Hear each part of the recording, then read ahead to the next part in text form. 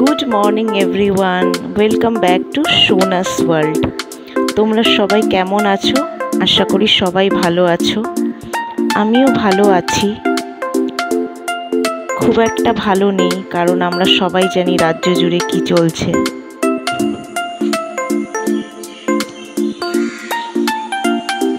তোমরা সবাই কেমন আছো? আশা করি সবাই ভালো আছো, সুস্থ আছো। সবাইকে ৭৮তম স্বাধীনতা দিবসের অনেক অনেক শুভেচ্ছা। কালকে আমিও গেছিলাম প্রতিবাদ মিছিলে রাত দখল করতে, আসতে অনেকটা দেরি হয়ে গেছে বাড়িতে। তারপর এখন প্রায় ৬টা মতো বাজে। আমার মেয়ের ৮টার থেকে স্কুলে প্রোগ্রাম আছে, ওকে ফ্রেশ করাবো, রেডি করাবো, স্কুলে নিয়ে যাব। সাথে থাকো, দেখতে থাকো। কিছুদিন আগে মোয়া বানিয়েছিলাম, তো এখানে দেখেছি 2টো মোয়া পড়ে রয়েছে। এটাই এখন সকাল সকাল আমাদের ব্রেকফাস্ট হবে। তো এই যে মেয়েকে রেডি করিয়ে নিয়ে বাড়ির সামনে থেকেই টোটো পেয়ে গেছি। টোটো করে আমরা এবার চলেছি স্কুলের পথে। আমারও ছোটোবেলার কথা মনে পড়ে যাচ্ছে বন্ধুরা। আমরাও সকাল সকাল উঠে পতাকা উত্তোলন করে লজেন্স নিয়ে বাড়ি ফিরতাম, সেই ছোটোবেলার কথা মনে পড়ে যাচ্ছে। ১.৫-২ ঘন্টা মতো স্কুলের বাইরে কাটানোর পর মেয়েকে নিয়ে সোজা চলে এসেছি বাজারে। আজকে প্রচুর রোদ, গরম। এই বাজারে এসেছি, এখান থেকে কাতল মাছ কিনে নিয়ে এবার বাড়ি ফিরবো। এটা আমাদের বাড়ি যাওয়ার রাস্তা, স্টেশন বাজার পার করে আমাদের বাড়ির পথে। এরপর আর কিছু করিনি, এখানে লাল শাক ভাজা, কচু বাটা করেছি, আর পাঁপড় ভাজা, আর মাছের ঝোল তো রয়েছে। এরপর সোজা সন্ধ্যাবেলা চলে এসেছি, মেয়েকে নিয়ে পাড়ার একটি প্রোগ্রামে যাচ্ছি বন্ধুরা। এখানে ছোট ছোট বাচ্চাদের নাচ দেখতে খুব ভালো লাগছিল, তোমরাও দেখো। এখানে বাচ্চারা খুব সুন্দর নাচ করছিল। এটা ছেলেদের গ্রুপ। আমরা অনেকটা লেটে পৌঁছেছিলাম, খাওয়া দাওয়া করে বিকালবেলা একটু ঘুমিয়ে পড়েছিলাম। আমাদের যেতে যেতে অনেকটা লেট হয়ে গেছিলো, ততক্ষণে প্রোগ্রামও শুরু হয়ে গেছিলো। স্বাধীনতা দিবস এভাবেই পালন করলাম।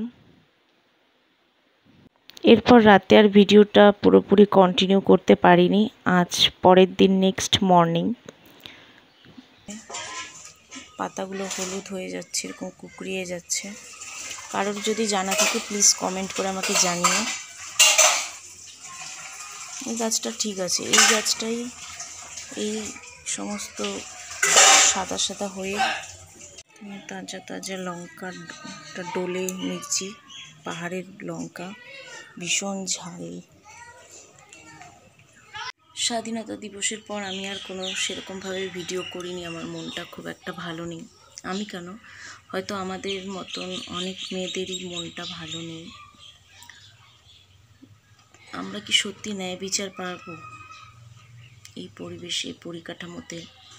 কিছু বুঝতে পারছি না। আজকে প্রায় 14-15 দিন পার হয়ে গেল। আজকে তোমরা যখন ভিডিওটি পাবে, আজকে জন্মাষ্টমীর আগের দিন, অর্থাৎ রবিবার। তো বুঝতে পারছি না আমাদের বিচার ব্যবস্থায় কত সময় লাগবে, কিন্তু আইনের উপরে আমাদের বিশ্বাস রাখতেই হবে, ভরসা করতেই হবে। আদৌ কি আমরা ন্যায় বিচার পাবো? কতটা দুঃখী সেই পরিবার, যেই পরিবারে একটা মেয়ে যখন চলে যায় তার বাবা মার কাছে, কতটা আঘাতের, কতটা দুঃখের সত্যি। আর যখন টিভিতে ভিডিওগুলো দেখছি ভীষণ কষ্ট হচ্ছে। এতটা মানুষ কি করে, মানে এতটা পৈশাচিক হতে পারে আজকালকার সমাজে? মানুষ এতটা কঠিন কি করে? যখন সে এতটা কষ্ট দিল মেয়েটাকে, তাদের ভিতরে কি একবার তাদের রুহু, আত্মা মানে কেঁপে উঠলো না? এটাই আমার খুব জানতে ইচ্ছে হয়।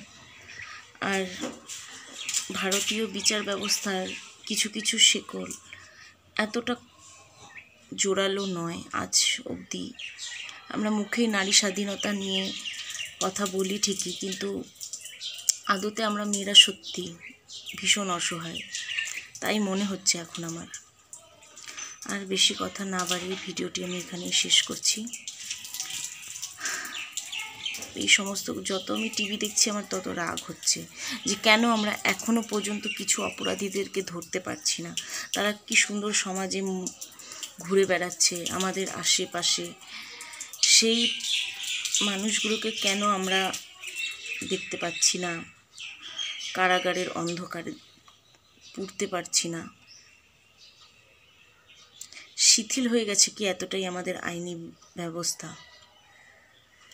এই জন্যই আর আমি এই বেশ কিছুদিন ধরে কোনো রকম ভিডিও করিনি। আমি না কোনো কিছু ফট করে মনের মধ্যে এত ছোট জিনিসগুলোকে আমি গেঁথে ফেলি না, আমার সেখান থেকে ওভারকাম করা ভীষণ কঠিন। আমার ভীষণ বুক ধড়ফড় করে, আমার ভীষণ হাত পা কাঁপে, আমি সহজে স্ট্রেস নিতে পারি না আজকাল। তো বন্ধুরা, তোমরা সবাই ভালো থেকো, নিজেদের খেয়াল রেখো, এই বলে আমি আজকে আমার ভিডিওটি এখানেই শেষ করছি।